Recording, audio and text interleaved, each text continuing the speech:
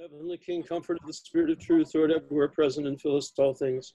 Treasure of blessings and giver of life, come and abide in us and cleanse us from every impurity and save our souls, O good one. Amen. Amen. Okay, so tonight we're essentially doing a kind of more of a wrap up than anything else. We've talked about the situation of the whole, pretty much the history of most of Orthodoxy in America. There's of course still endless amounts that we could go through, but I'd like to first start off and see what questions people have. What are areas that need to get further developed? That if I can, shed any light on anything.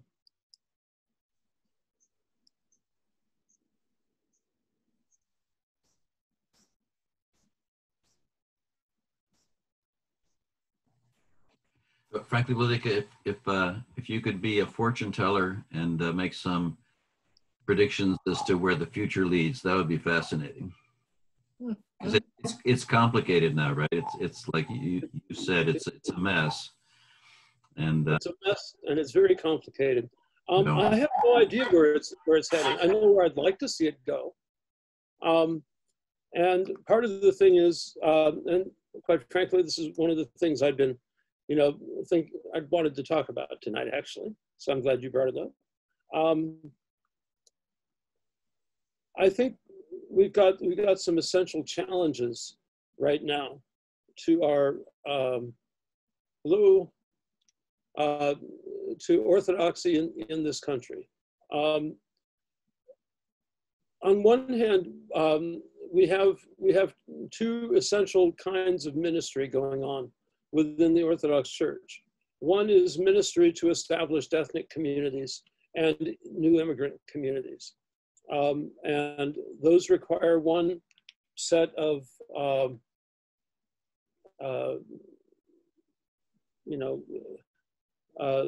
that has one set of requirements to it, so far as ministry, so far as institutions, so far as developing, how to develop community structure, and what's the relationship of the community to the broader society. And ROCOR in particular is very familiar with one of those aspects of that, and that's the Russian ministry to the Russian ethnic community. And many of the jurisdictions have these kinds of,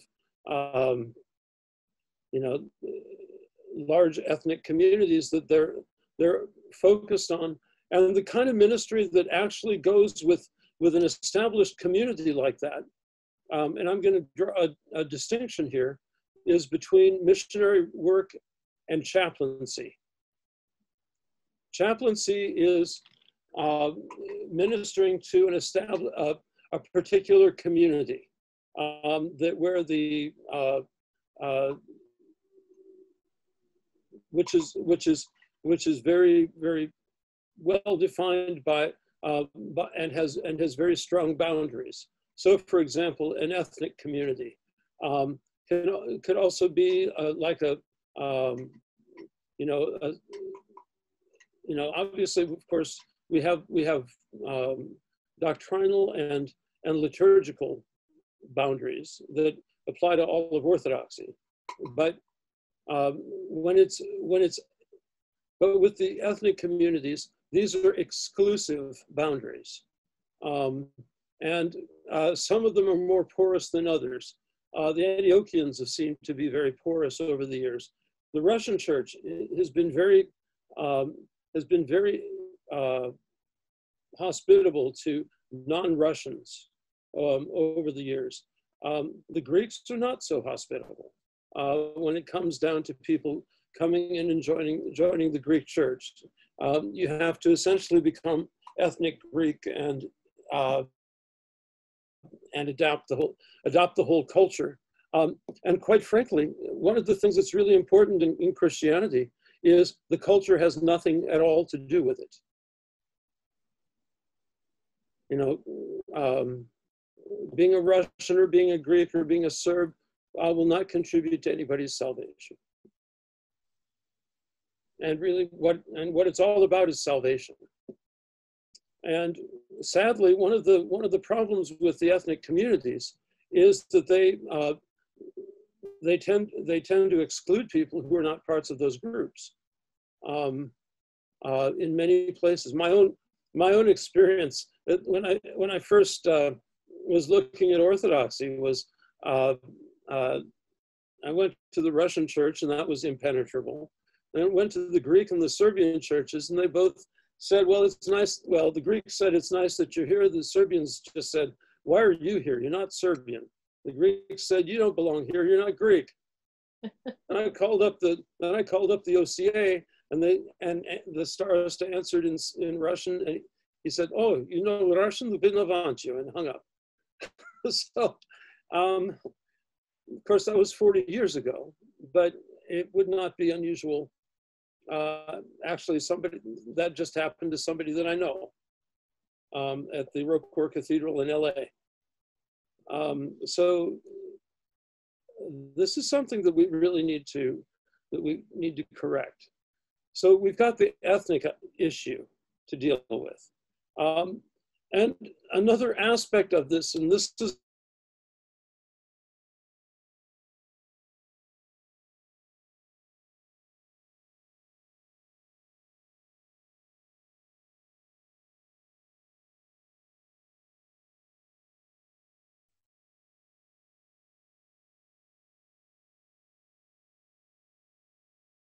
Christ. Nothing else matters. And to become a member of the church, the only thing that ultimately matters is the confession of faith and Orthodox baptism. And if we can keep focused on that, then I think we can work our way through the whole ethnic thing. Unfortunately, this is being complicated right now with the situation between Moscow and Constantinople. Partly because Constantinople has taken an extremely chauvinistic attitude and claims that he is the head of the Greek ethnos and rules the church by divine right.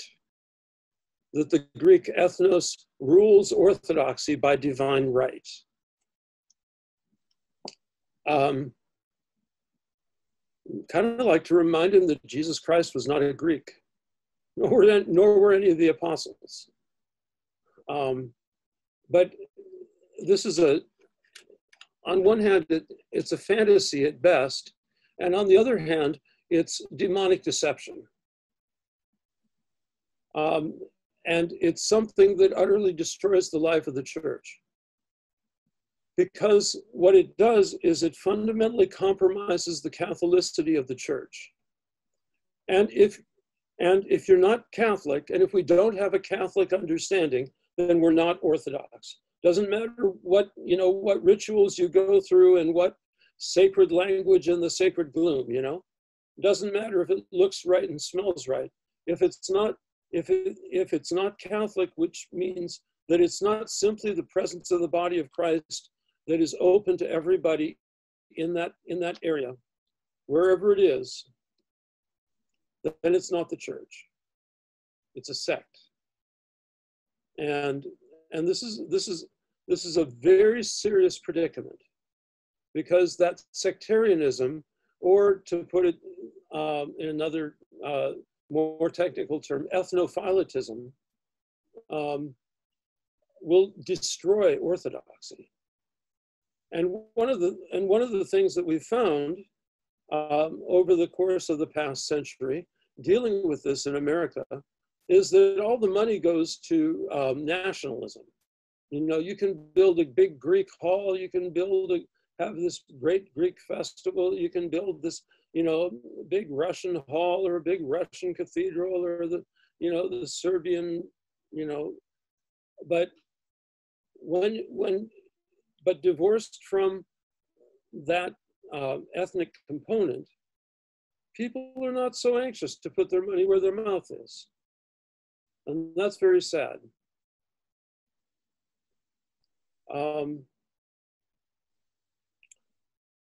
In regards to this, to the whole mess with Constantinople, we have the issue is about interchurch relations and about what is the witness of Orthodoxy in this culture. And to a great extent, what this has come down to is an opposition between conservative traditional Orthodoxy, which takes the canons and the tradition of the church seriously, the theological tradition, the moral tradition, certainly the whole canonical tradition, and the traditional Orthodox way of life, outside, beyond the ethnic traditions.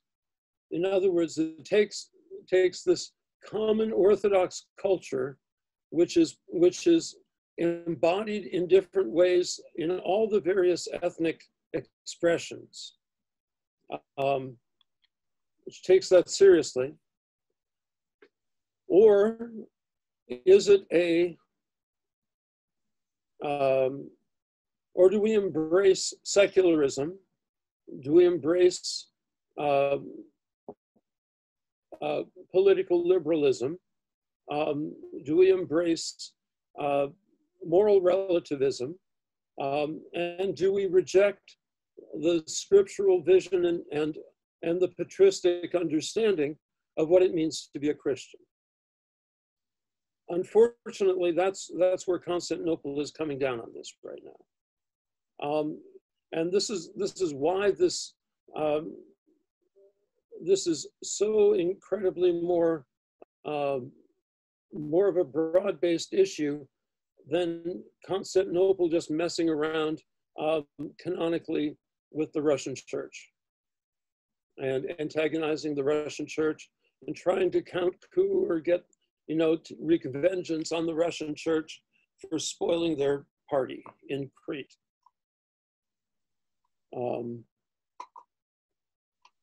Because the very integrity of the faith is what is at stake.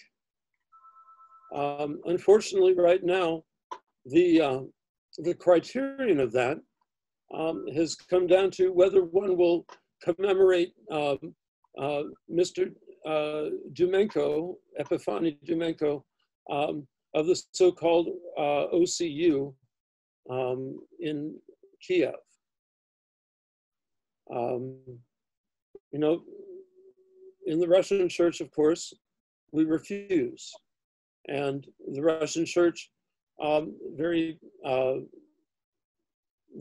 in my opinion, very rightly stands against these trends of moral and theological relativism that permeate, you know, certain other groups within the Orthodox world. So it's coming down, you know, this is coming down to these are very serious issues that are not just between Constantinople and Moscow, not just about a schism in the Ukraine, but what's happening is that this schism is taking on all sorts of different dimensions and is causing all sides, all the parties in the Orthodox world to take sides. For example, are we going to capitulate to the patriarch who claims to be the first without equals.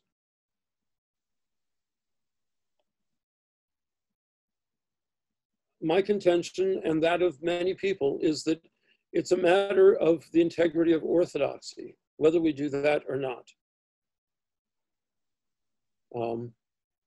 Do we simply go under the Roman Catholic Church, as they're pushing for, without any concessions on their part?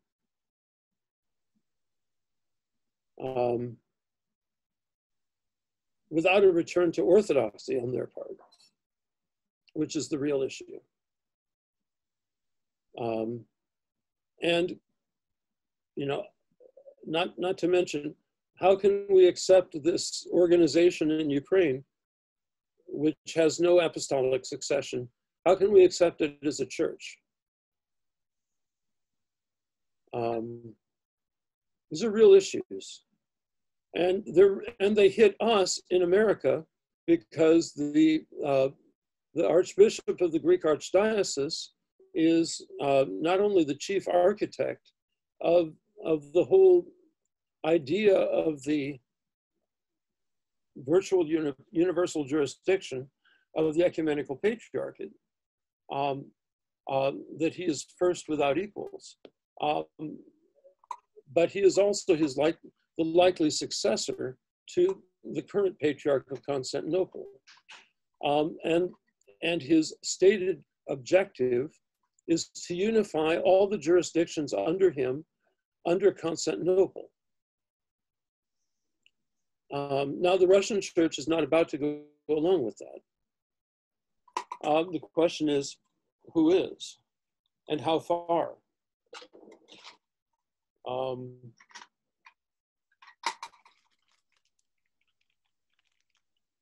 So these are some of the issues. There was a number of years ago, there was a very strong push to bring orthodoxy, the Orthodox community in North America together. A real strong push for Orthodox administrative unity.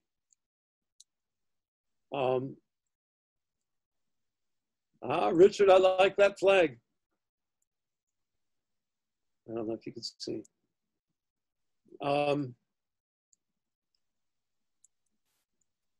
There was and that strong push basically evaporated. And it evaporated for a number of reasons. One of which is this whole fiasco that happened with Ukraine. And another, facing the reality that many of the bishops in the communities in Orthodox in America simply were not interested. They didn't want to come together. They preferred ethnic isolation to a united church according to the apostolic tradition. That's pretty sad.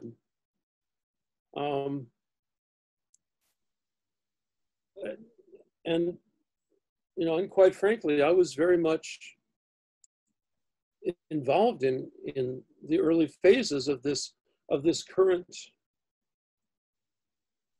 organization for Orthodox unity in America, the Assembly of Bishops, as far as I was able to be, as the primate of the OCA. And so, and I find that very sad, because the more we remain a bunch of isolated ethnic sects, the weaker and the weaker and the weaker we become. And the greater the temptations there are to succumb to the secularization of our culture, which is incredibly corrosive and profoundly anti-Christian.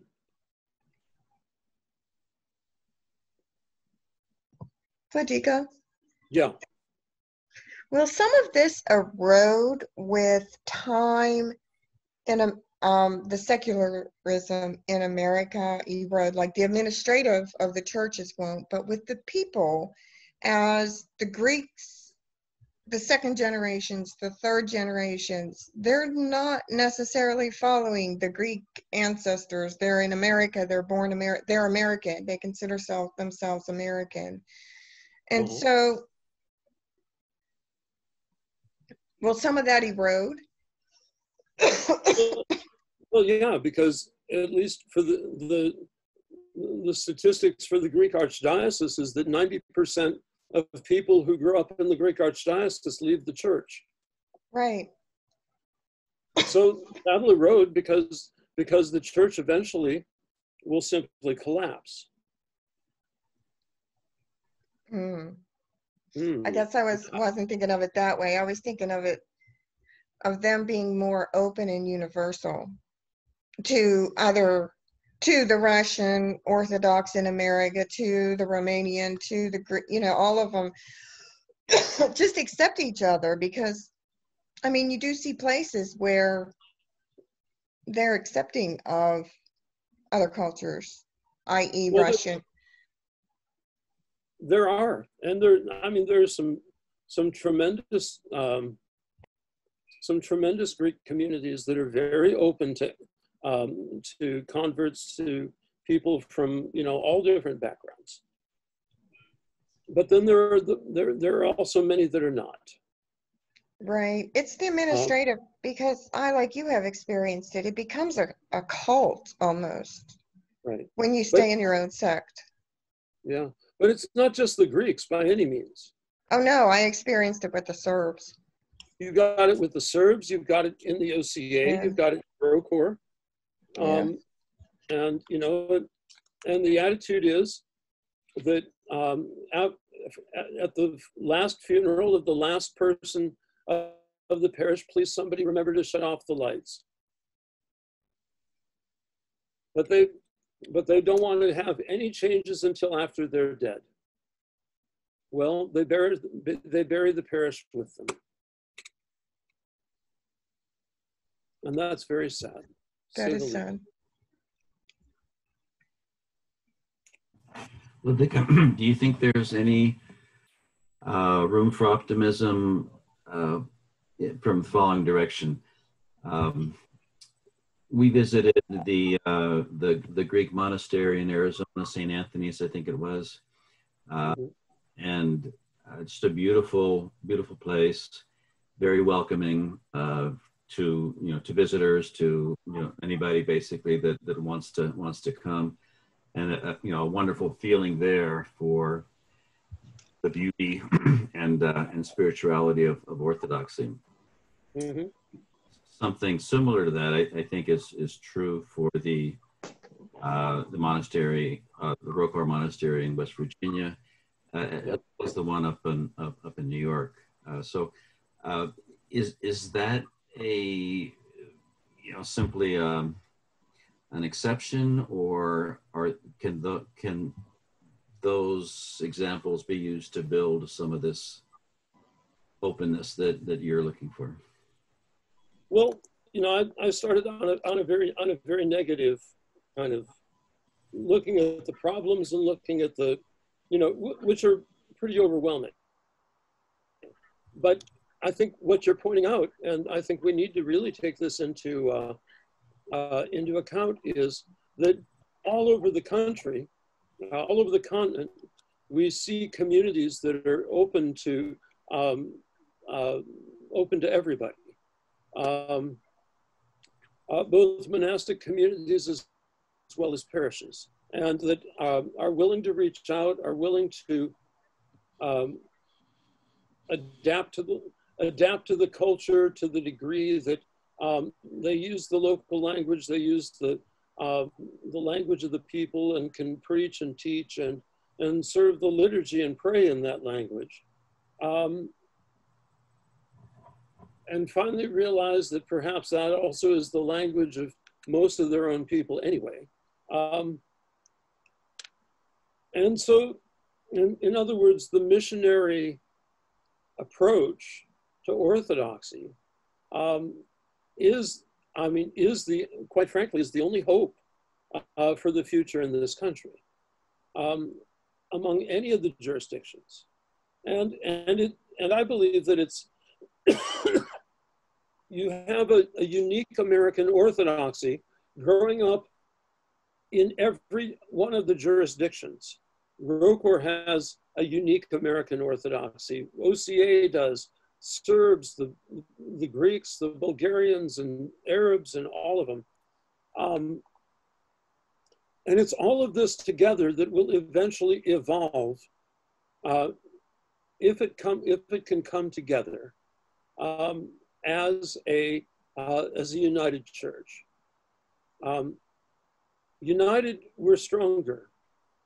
As long as we remain isolated from one another, we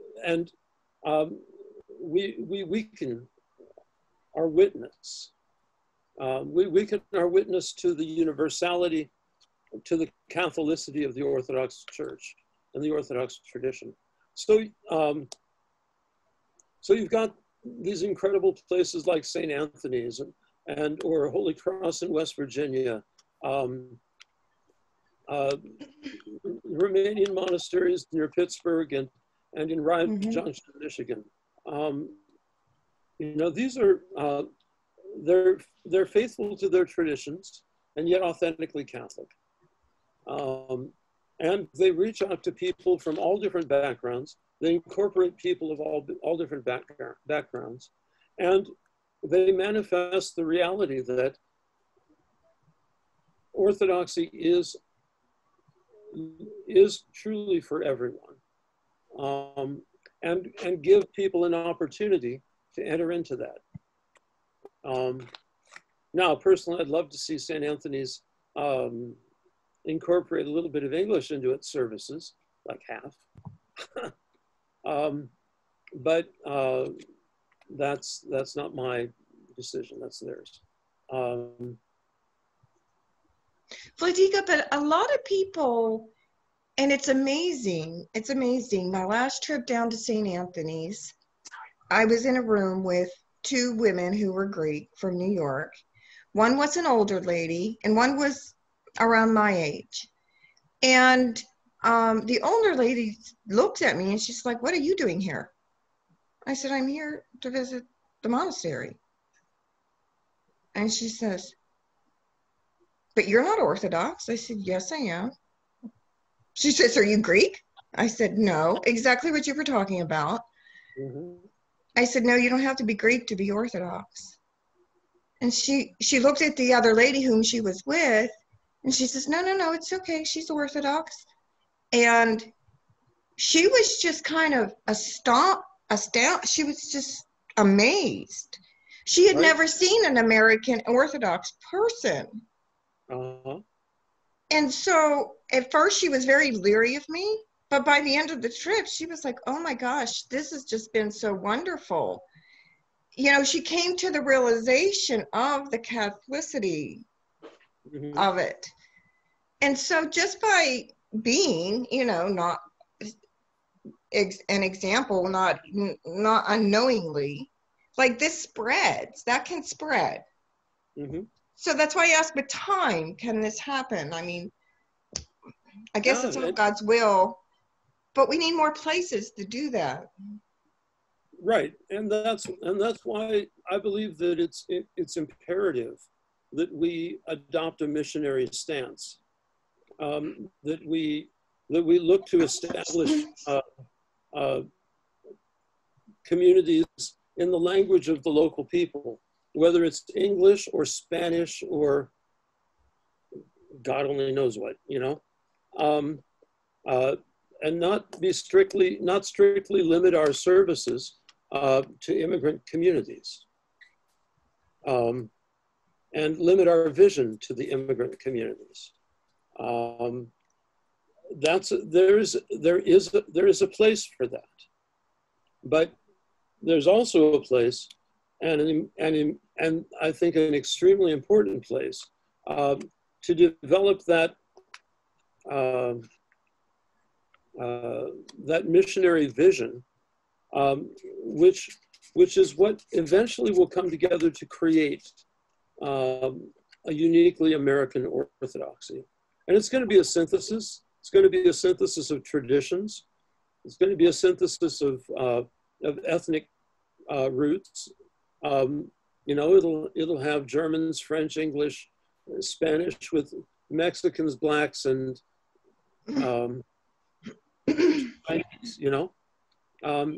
That's the kind of synthesis that I'm talking about. Not just Greeks, Russians, Serbs, and Arabs. Right.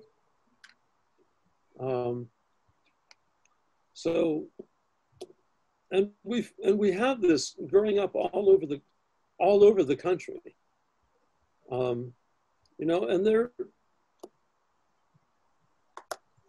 but it needs to be fostered. It needs to be nurtured. It needs to be developed. Yeah, you're right. And we need to encourage people to go into the priesthood to become missionaries. But Vladika, the ethnic churches still send ethnic priests. Is it because in America there are shortages of priests? You mean they from priests they still get priests from the old country? Yes. So in their mindset is to come here to administer to the, say that for as an example, to the Serbs in America. That's what they're told they're doing. Right. Right. And so that's where the mindset has to change. Exactly. But it was precisely this missionary mindset that was what inspired the first 100 plus years of Orthodox history in America. Mm-hmm. Because, you know, all those Russian clergy came over here as missionaries, not to minister to Russians because there weren't any. Right. They were just ministering to Orthodox. Those initial missionaries from Islam came over to convert Americans to Orthodoxy. Even if at first they were the Native Americans of Alaska, that wasn't limited to them.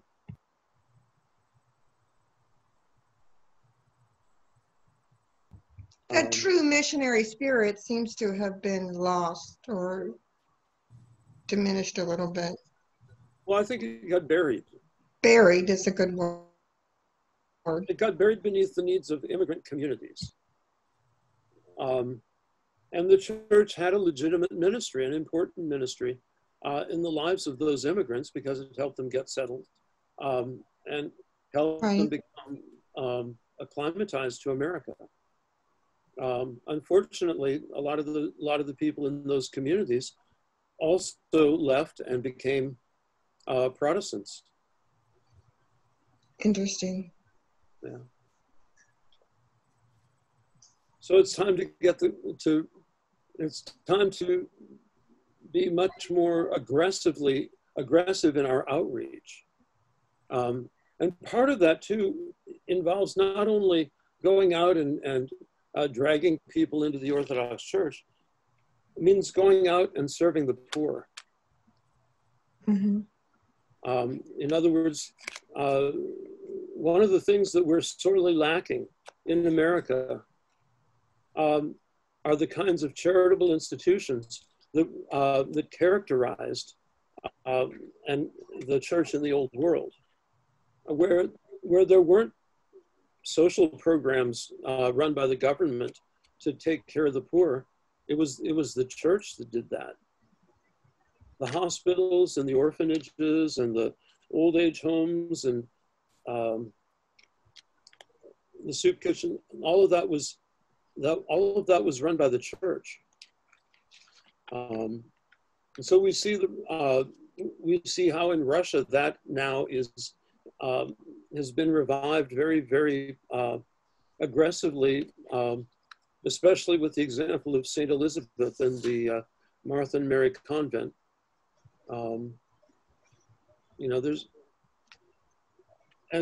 You know, all the monasteries there have some kind of outreach ministry to the poor. We don't have those kinds of institutions to show. We don't even have schools, and that's a disaster. You know, and part of it is we need to train our people to put their money where their mouth is. Not only do they need to adequately support their churches, and in ROCOR, we're the worst by far, the worst in the entire American Orthodox community of supporting the church. We have plenty of priests who qualify for food stamps and welfare, and that's shameful. Shameful, profoundly shameful. They're not being paid a living wage, and people even justify it.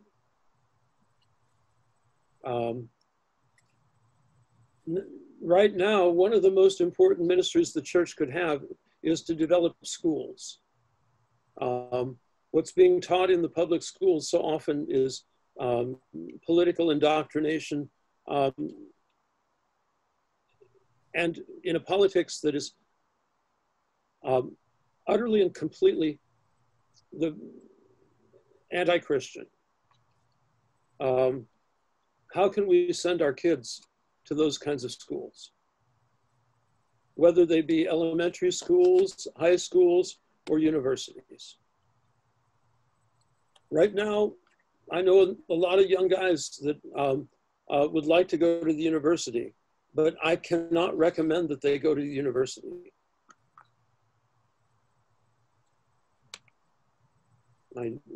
Because of the kind of nonsense that they would be indoctrinated with.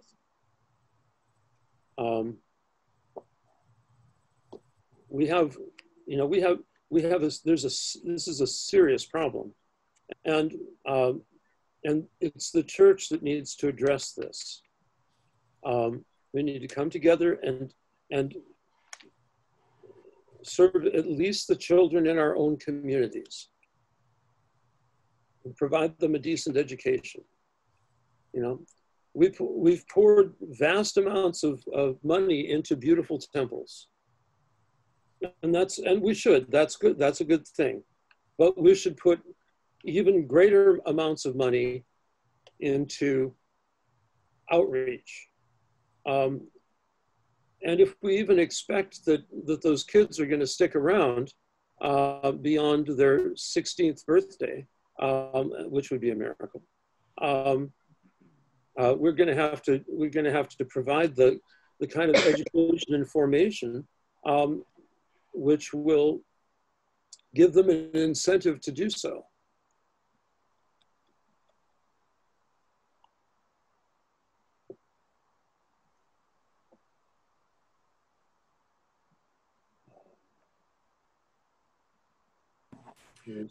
Is your voice a voice in the wilderness, or do you get some resonance from other prelates and other Orthodox churches?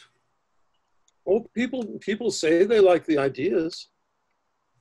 And people realize that this is necessary, but they're not doing anything about it.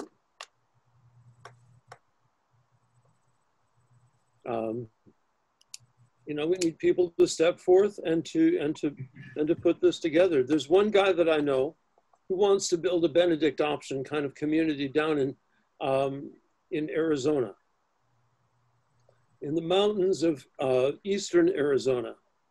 It's like 4 or 5 hours from Phoenix, and this is probably a very good idea if you like being in the mountains of eastern Arizona. But it's pretty isolated.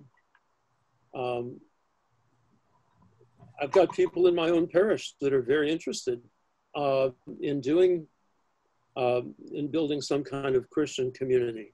But what we need is for somebody to step forth with a grant to allow us to hire some people to be able to pay some salaries so that we can begin to develop a school. And what an opportunity there, you know, right in the middle of DC for an Orthodox school.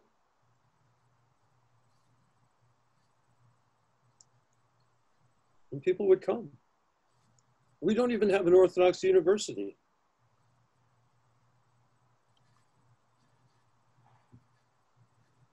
A couple of very small college programs.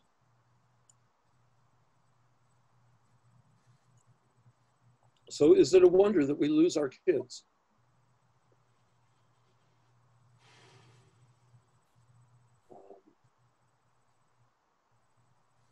You know, it's interesting that when St. Tikhon built St. Tikhon's monastery and blessed St. Tikhon's monastery, they developed there a school, an orphanage, a seminary, and a missionary center.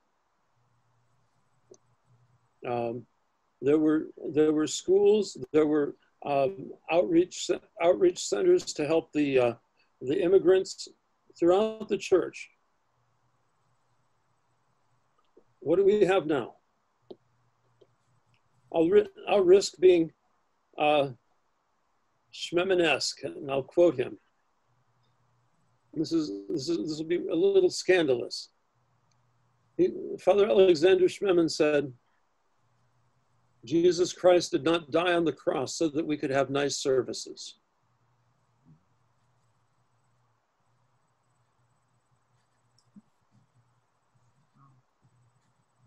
It's true. It's true. You know, the liturgical life is very important, obviously, and he more than anybody else probably valued it. But we also have to be active in our outreach.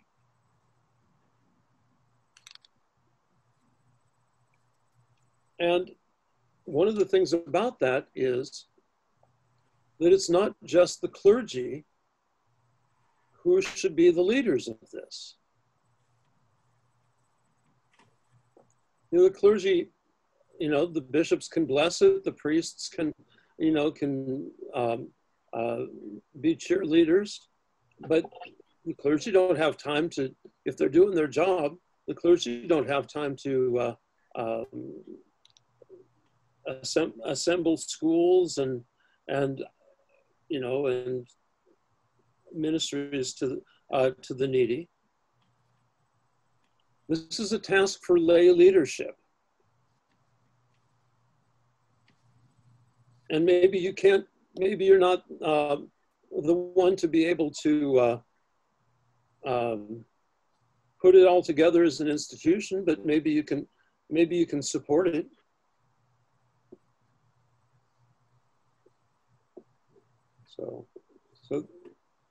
So I think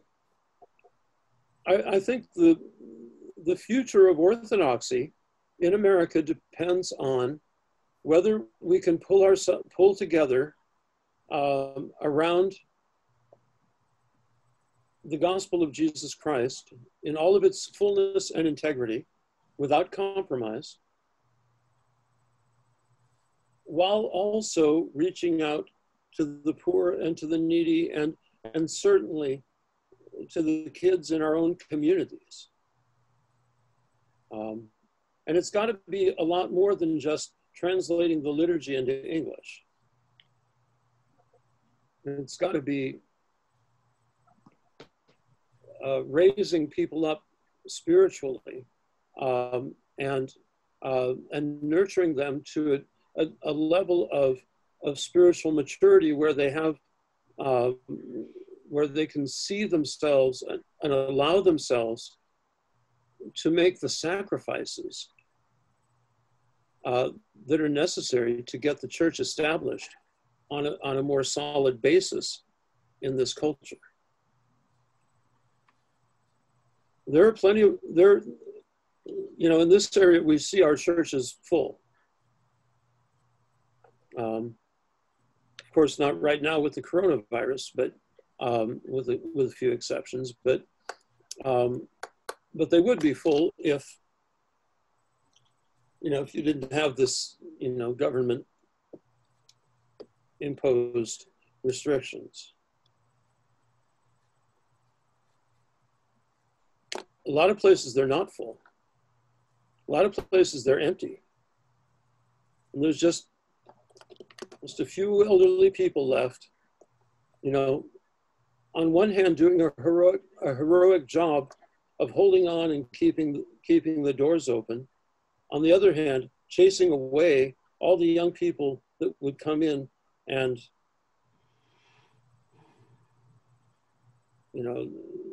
transform the church so that it would be open to the general population.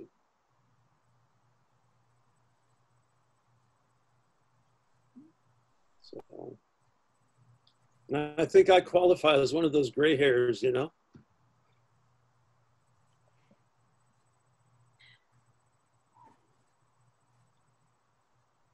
So what else? Does this all make sense? I mean, it would be great to have this a little more of a discussion. That's what we can do this, do a discussion on, on Zoom. Well, I'll ask a question.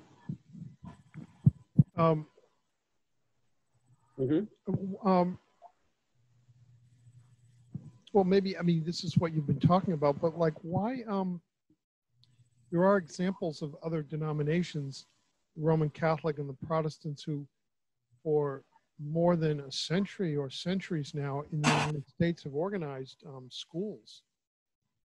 Yeah. So I'm surprised that none of the Orthodox have done that. I guess I'm begging the question. It's kind of, maybe there's an answer to it, but. Well, there are about 100 Orthodox schools in this country, which is good. But we have 2,500 churches. I think we could probably muster a few more schools out of those 2,500 churches. Right, it makes sense to be connected with they're often connected with a parish. Yeah. And then, but they will accept students that are not in the parish, obviously. And they have a mix of like lay and religious as teachers. But that's a decision that has to be worked out.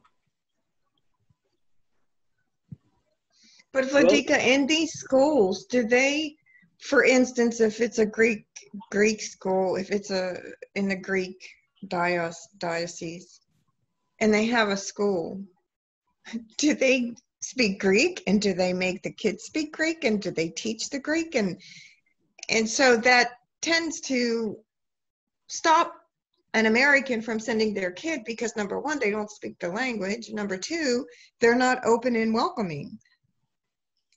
Well, and that's part of the problem. And that was, my guess is that's probably one of the things that killed probably at least one or two of the Rokor schools.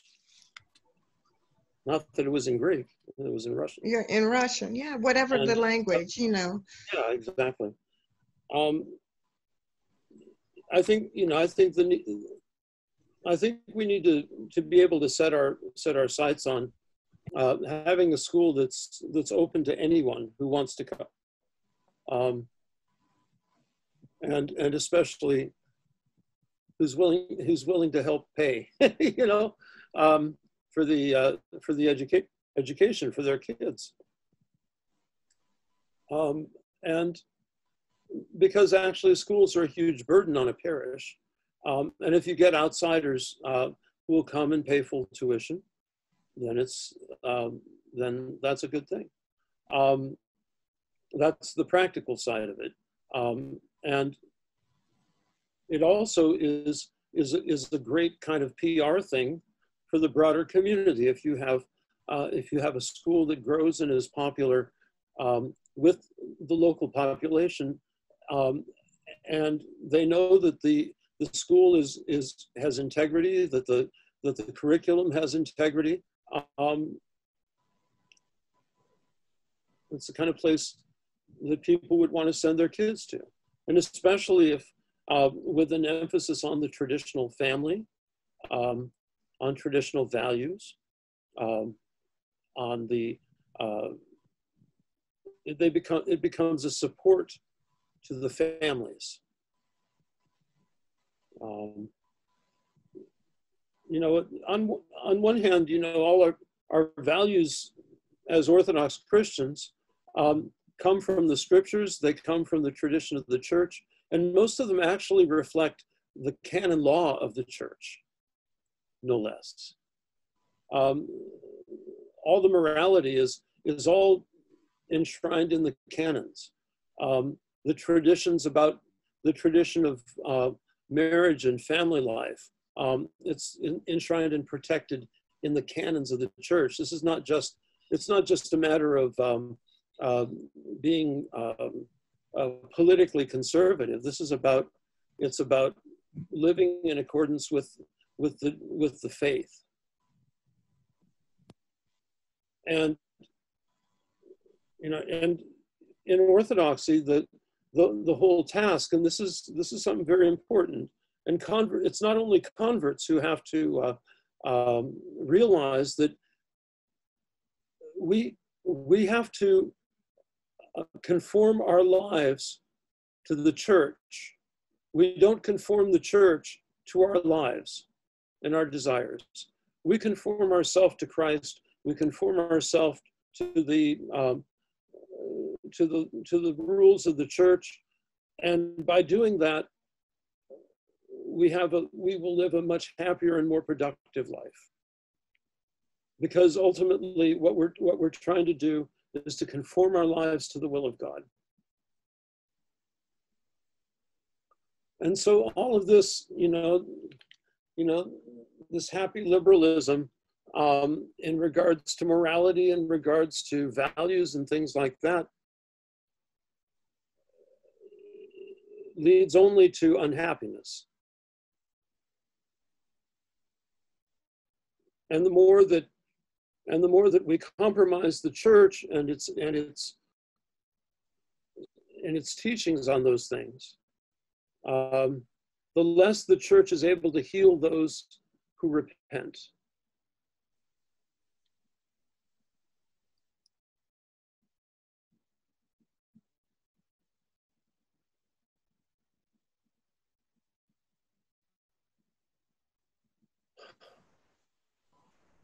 So Basil,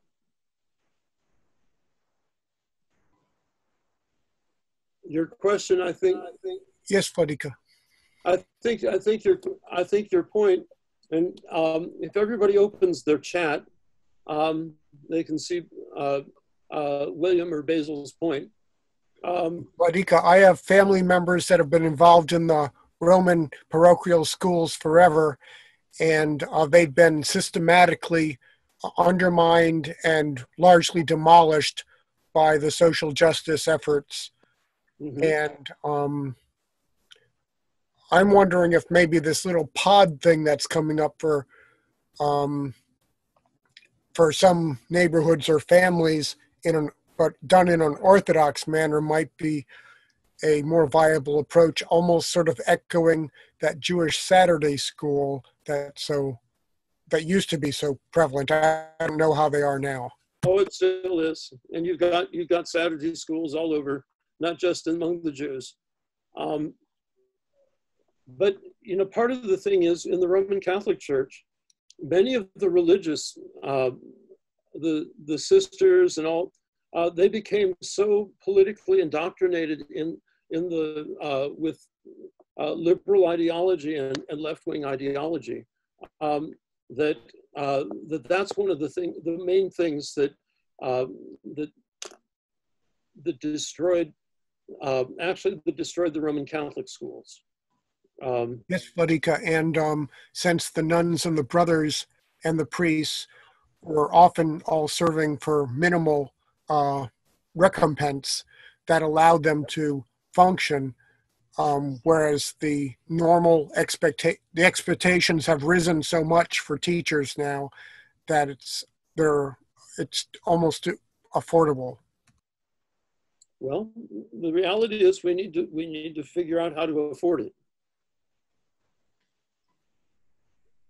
And we need to do it, because otherwise, I would dare say that we're offering our children to Moloch, essentially. Of course, we do that already with Planned Parenthood and so forth. Well, the whole society is following that path, unfortunately, except for the Orthodox and a few other people trying to be moral. Agreed.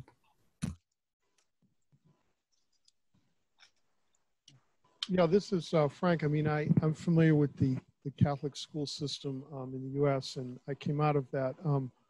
It really changed gradually over time, and it was a product of changes in the hierarchy of the church that eventually reached all levels.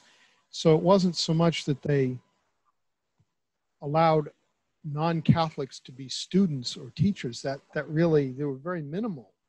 What it was it happened from within. Once certain people had power, over time, as people left or retired, they replaced them with people who were, leave the words you were moral relativism, secularism, and all that. But that's doesn't have to happen.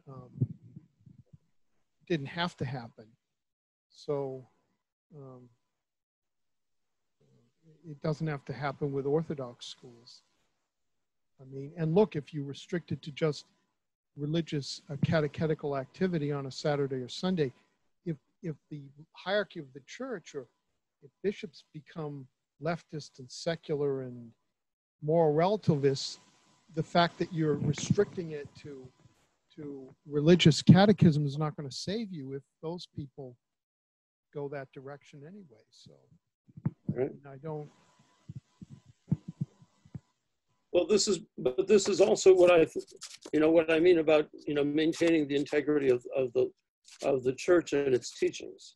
If the bishops and the clergy and the religious are going the way of secularism and moral relativism, then the church is lost. It's just another secular organization with services.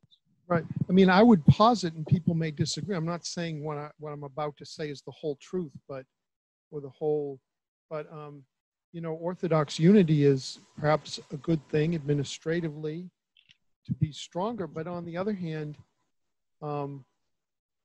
perhaps there's some value. I'm not saying forever and always, and to not have any administrative unity, but the lack of it is maybe can prevent, there's not one person at top. It can prevent some disaster where you don't have one patriarch or one synod of bishops and that rule with universal jurisdiction, and what they say goes. And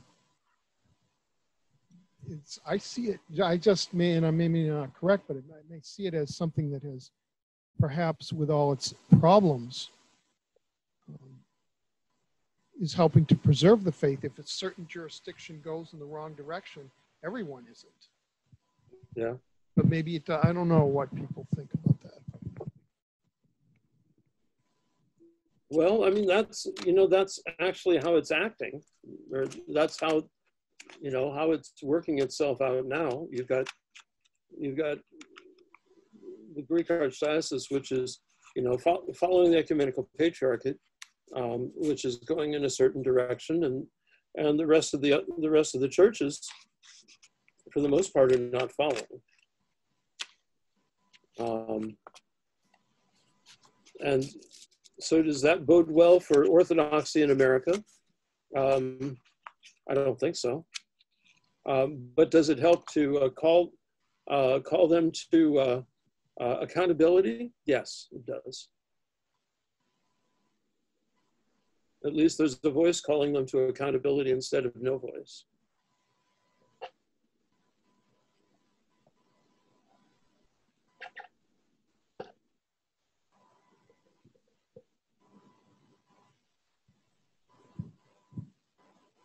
So what other questions, comments?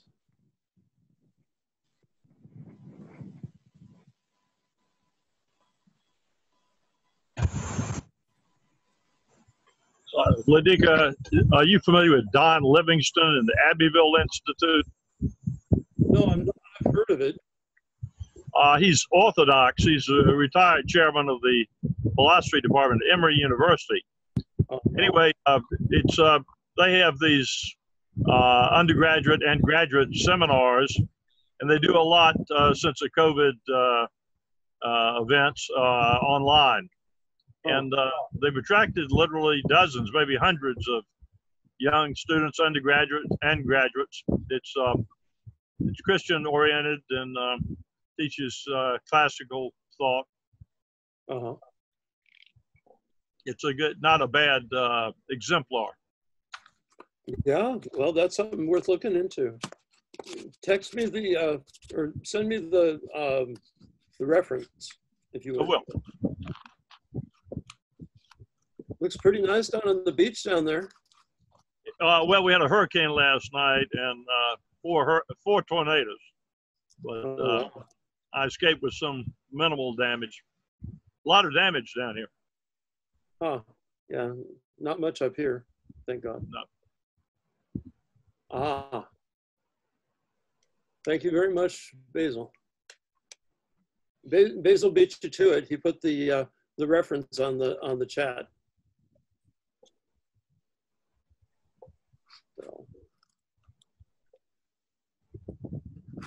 So I think, I think when it comes down to it, we have a great, a great challenge in front of us. And there's a great challenge in front of the Orthodox churches in America to really focus on mission, to really focus on what does it mean to bring people into the Orthodox faith, and how to do that, and not to make Orthodoxy American, but to make Americans Orthodox. And that doesn't mean to adopt ethnic identities and customs and things like that, but that are alien to one's own heritage. But rather it means to open oneself to a greater Catholic vision of the church, and to enter into the common tradition that's been shared by all the Orthodox over the past 2,000 years. And so we have this incredible heritage here in America, which rests on the foundations of not only the Russian missionaries, but the Greeks who came over in Florida, and even Ludwell, who came over with in Williamsburg, and all the missionaries in Alaska, and all those who came over and from Europe and established churches and established dioceses. There's an immense amount of sacrifice that our church is built on in this country. People who, on one hand, some of whom may have been working for ethnic goals, and others who took those intentions and turned them not towards simply building monuments to ethnic communities, but towards building them as monuments to Christ, and building and setting the foundations for Orthodox Christianity to grow and develop in this country. Right now, throughout Orthodoxy in America,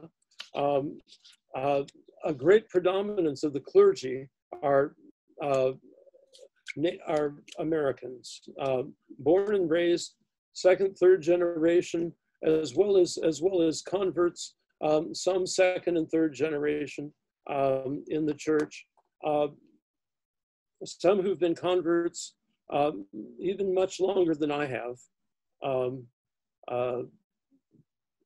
And so we have a good foundation. And I think we need to come together and really discern how can we work together to further that, whether it's as a united organization or still through our unique jurisdictions as they exist right now, which is what we have, the base that we have to work from. But my hope is that we do come together and that we do begin to work more closely together with the other Orthodox, despite any kind of jurisdictional divisions, and despite even all of the battles that are going on in the old world. Not that we should remain, completely oblivious to all of that, but rather I think we need to take real stock of how it affects our life and make sure that that those kinds of things don't fundamentally damage our ability to work together with one another. There's another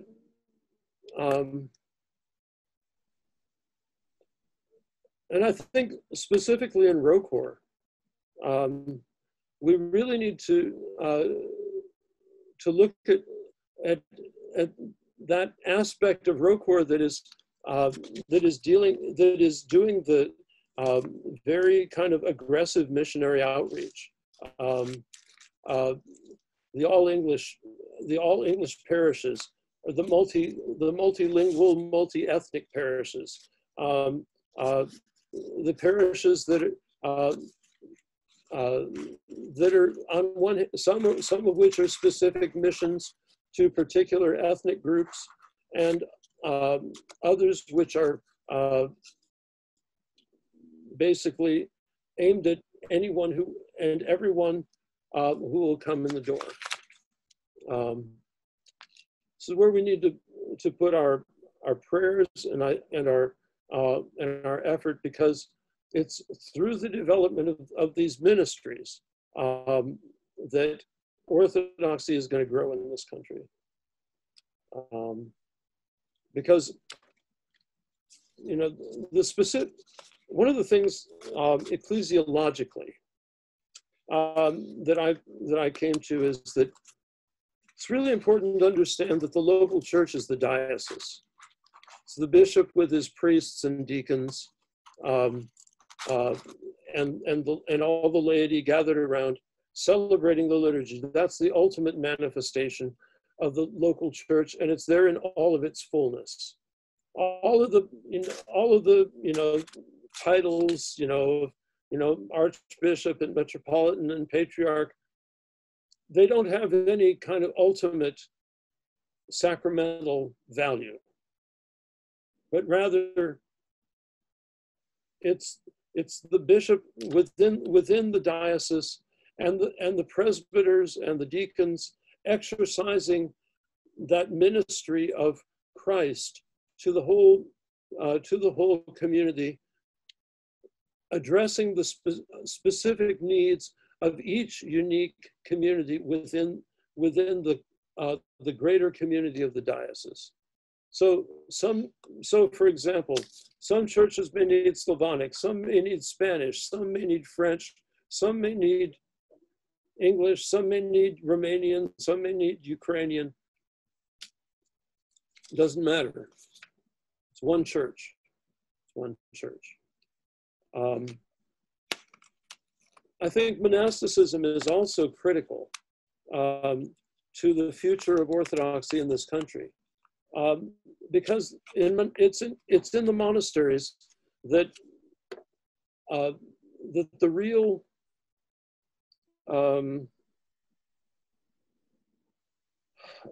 that the reality of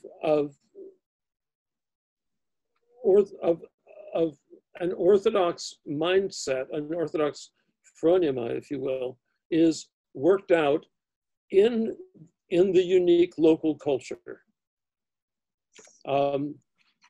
You can bring this, you know, in foreign packaging, but ultimately it has to be translated. It has to be embodied. In our case, in a uniquely American cultural way, just like it has to, just like in Alaska, where the missionaries developed, they didn't go out to make the Indians Russian Orthodox. They developed Aleut Orthodoxy and Yupik Orthodoxy, Athabascan Orthodoxy, Tlingit Orthodoxy. So also there will be a uniquely American Orthodoxy, a uniquely American expression. Are the hothouses, the laboratories, where this really gets worked out, and it also develops. They become centers in which people can come and experience the liturgical life lived to the fullness. That they can see what a life structured by the Orthodox faith looks like, and be inspired by that and be able to take that home, and also hopefully to go there and find spiritual guidance. Monasteries are critical. So that's why a place like Holy Cross in West Virginia, which is, it's probably the largest English-speaking monastery in the Orthodox world, undoubtedly, actually. St. Anthony's is a bigger monastery in America, but it's not English-speaking. There are English-speaking people there, but Holy Cross is an incredible example, and within ROCOR of what I think what the future of Orthodox monasticism looks like here in this country. But even those monasteries where the brothers or sisters speak different languages to one another, where they serve in a different language, each one of those also is a part of the development of American Orthodoxy. And it stands on the tradition and on the foundations set by all of the various people that we've talked about, and hundreds of thousands more who have come and who sacrificed their time and their effort, their blood, sweat, and tears, you know, their resources for the development of Orthodoxy in this country. So.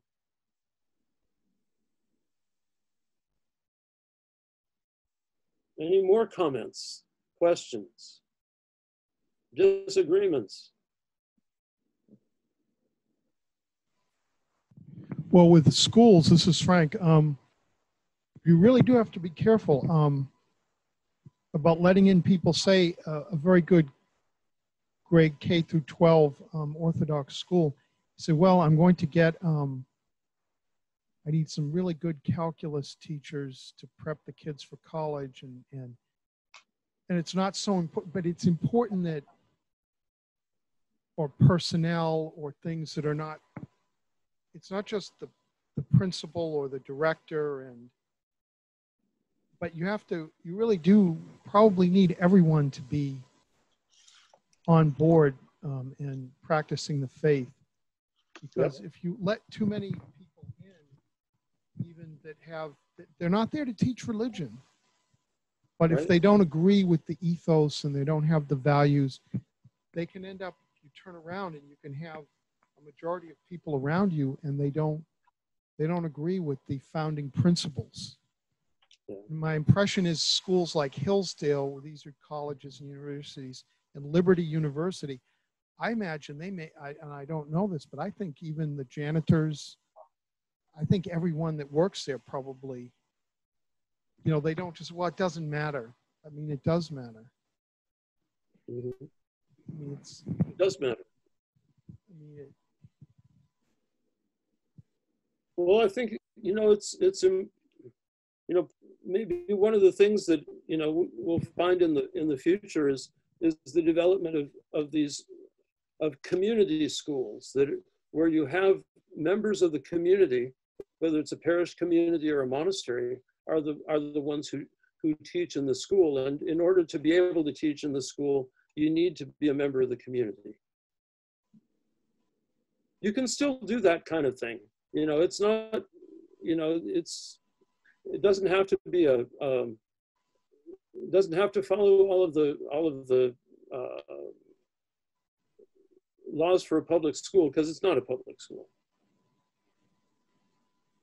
I wonder whether the community couldn't be a virtual community, given all the experience and challenges we have, you know, today, and the virtual learning. It might be more realistic to set up the kind of community that we're talking about, with the right set of values, with the right set of people, with a, you know, a virtual community rather than a physical community. That there's some obvious downsides to that, but as I'm listening to, you know, to the expressed need for something very special in terms of education, I just kind of shake my head, and it's hard. It's going to be very hard to do what we're saying, isn't it? Is so important. Yeah, it is. So, for example, one of the things down in my parish in Stafford likes to talk about is this idea of developing a Christian community. And so, you know, folk centered around the church or a monastery. And so when it comes down to it, it's going to at some point going to have to say, okay, that means you sell your house and you move down there and you buy a house nearby. And how many people are going to be willing to do that?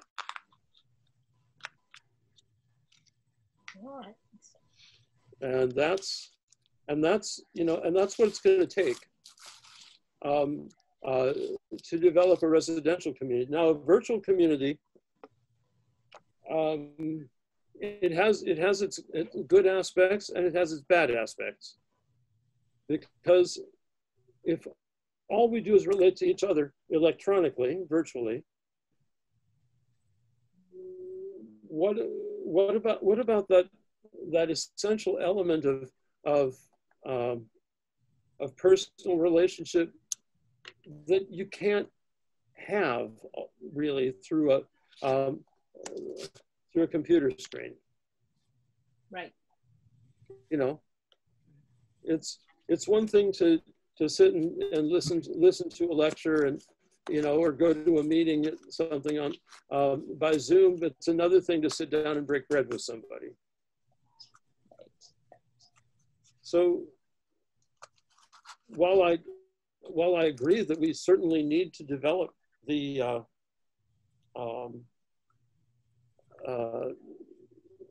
you know, virtual community, we need even more to develop actual community.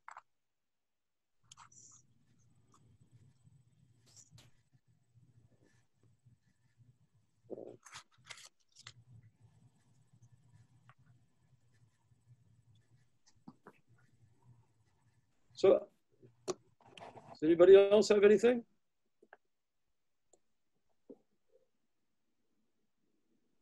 Well, Vladika, there is a kind of changing climate in this country, changing cultural climate in this country. We see it happening. We'll find out more when the next election occurs.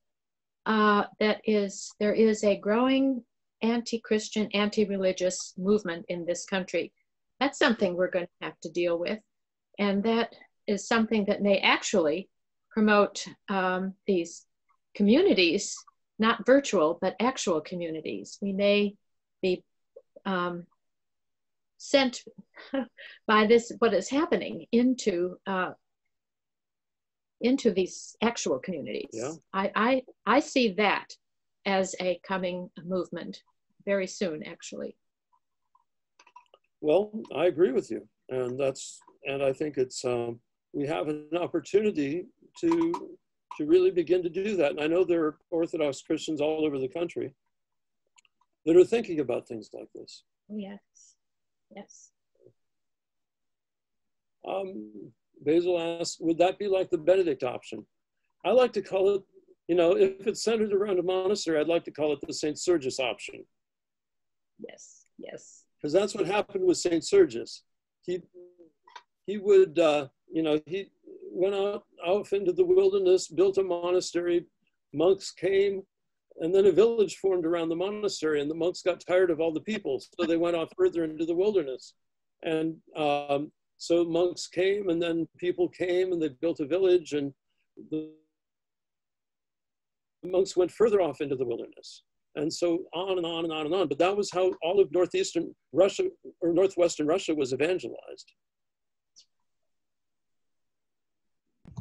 You know, Vladika, adding to what Marilyn said, not only the climate's changing, but, you know, people live where they can thrive, you know, work options, things like that. I know a lot of people that have moved down to Arizona to be closer to the monastery. Uh-huh. Some of those younger people that have moved there, work in the IT and can do their work remotely. What this COVID has done and these imposed restrictions that the government has put on everybody has forced these companies to realize our workers can do most of the work from anywhere. Yep. Yep. So you know, my company is now looking at ditching all of their offices and letting everybody work from remote, regardless of where they live. They don't have to live nearby. And they're realizing how much money they could save, but that could also promote to these communities, you know, promote for these people to move into these types of communities because they don't have to be in a certain area in order to keep their job. Uh-huh. So that's another thing to keep an eye on. Yeah, exactly. And, you know, if you have to go in for a meeting once, you know, you can drive a couple hours to go in for a meeting. Right. But it would be too much to, at least for most of us, to commute on a daily basis. Right.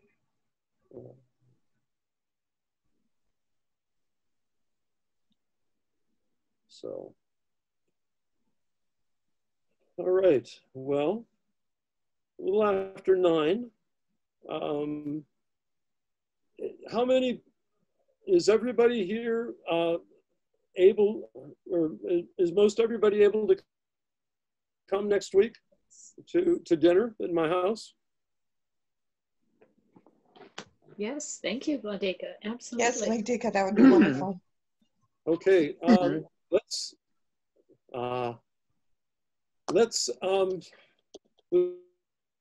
would somebody be willing to organize what people are going to bring? Ah, that's important. Okay, does everybody have my email? Yes.